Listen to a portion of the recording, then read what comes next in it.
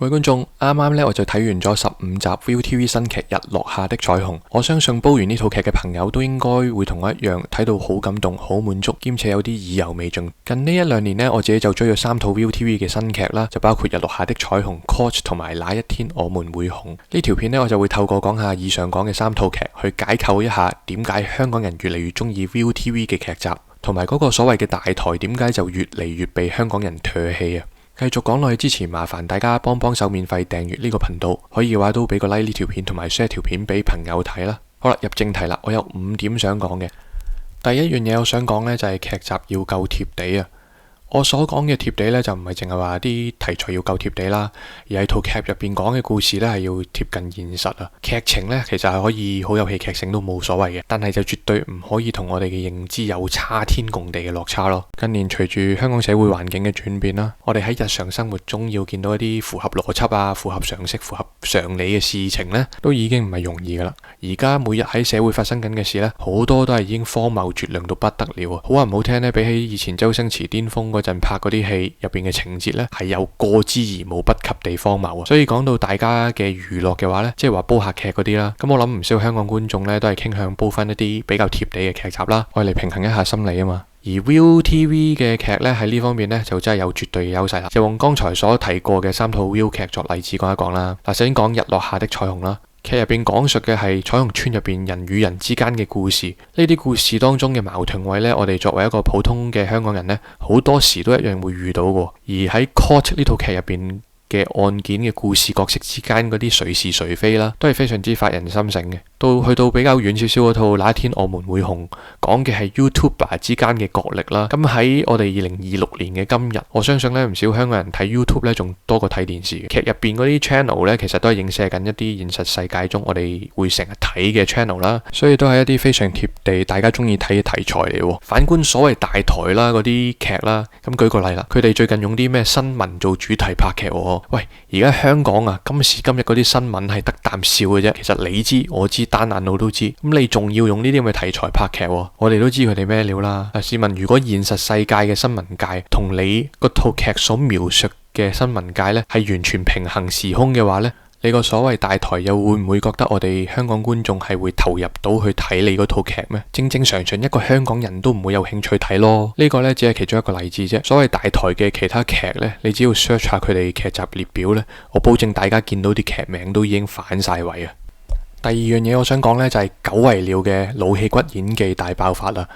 如果大家有留意開一啲網媒訪問昔日嘅某台嘅老戲骨啦，或者一啲綠葉演員啦，我哋聽得最多呢，就係因為某台嘅制度問題，就會令到呢班嘅演員呢唔夠騷，揾唔到食，連基本嘅生計都維持唔到呢，就要被逼去做一啲兼職炒散啦。又或者聽到嗰間公司嘅管理層呢，係有幾咁唔尊重啲老戲骨或者綠葉演員啊。又或者拍攝時間嘅安排往往會令到一啲年紀較大嘅演員呢係相當之痛苦。總之嗰個台呢就唔會善待一啲老戲骨或者綠葉演員，冇講話好嘅薪酬待遇啦，就連基本嘅尊重啊都俾唔到出嚟啊。而客觀嘅事實就係，好戲之人就一個一個咁樣離開嗰個台，然後大家就冇可能喺嗰個台睇到一啲演技精湛嘅老戲骨嘅演出啦。反觀 ViuTV 就精彩啦，又以最近嘅日落下的彩虹為例啊，佢哋就吸納咗好多嗰個所謂大台流失咗嘅好演員啊，例如張錦程啊、國峰啊、夏雨啊、周嘉怡等等啦，佢哋個個嚟到 ViuTV 咧都大放異彩啊！日落下的彩虹入邊有好多集都俾佢哋演技大爆發，例如國峰收電話得知老友話強走咗啦，嗰種表情係無聲仿有聲，盡在不言中啊！而周嘉怡同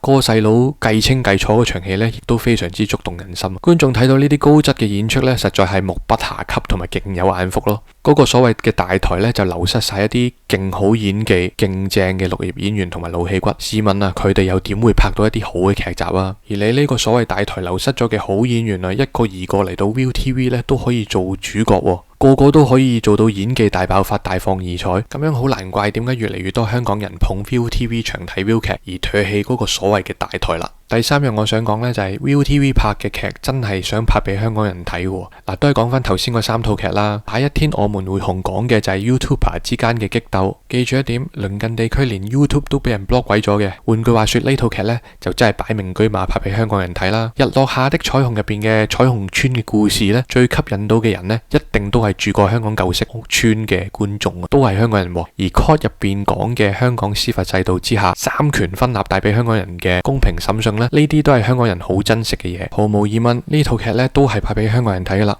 而另外嗰個所謂大台呢，從唔知幾時開始都見到佢哋一心一意希望進軍大灣區市場。唔知大家仲記唔記得啦？佢哋自己招人落廣告嘅廣告呢，都係講緊佢哋嘅節目可以觸及到3000幾萬嘅大灣區人口。既然佢哋咁想打入大灣區市場，咁我就有理由相信佢哋拍嘅劇主力都係想俾大灣區嘅人睇啦，而唔係拍俾我哋香港人睇。既然你都唔重視香港人嘅市場，我哋香港人有乜理由唔會唾棄你呢個所謂大台啊？第4樣嘢想講呢，就係睇完 ViuTV 嘅劇呢係會有得着嘅。ViuTV 嘅劇呢，往往都包含咗好多唔同嘅人生課題喺每一集每一個單元入邊，特別係最近嗰套日落下的彩虹啦，短短15集入邊就已經包含咗親情、友情、愛情、鄰里之情嘅劇情啦。講嘅故事呢，又有兄弟姊妹之間嘅矛盾啦，父子之間嘅矛盾，老 best 之間嘅矛盾，坐過監嘅人俾人歧視，生離死別，讀書揾學校移民等等數之不盡嘅 topic。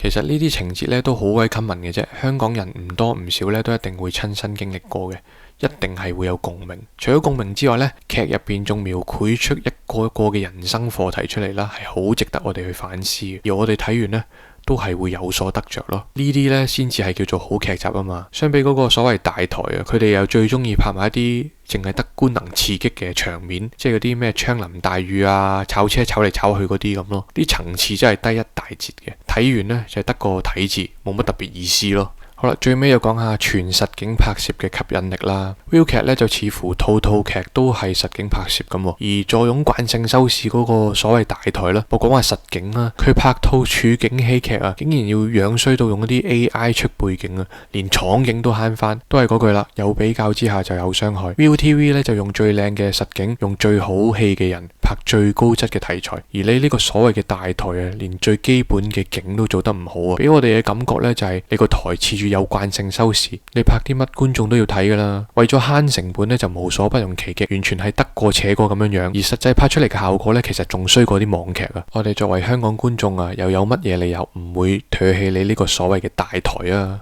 好啦，最尾嚟個簡單嘅總結啦。ViuTV 拍嘅劇呢，夠貼地之餘，內容亦都唔會同我哋對世界嘅認知同埋常識有啲咩落差。佢用嘅演員好多都係嗰個所謂大台流失咗嘅好戲之人。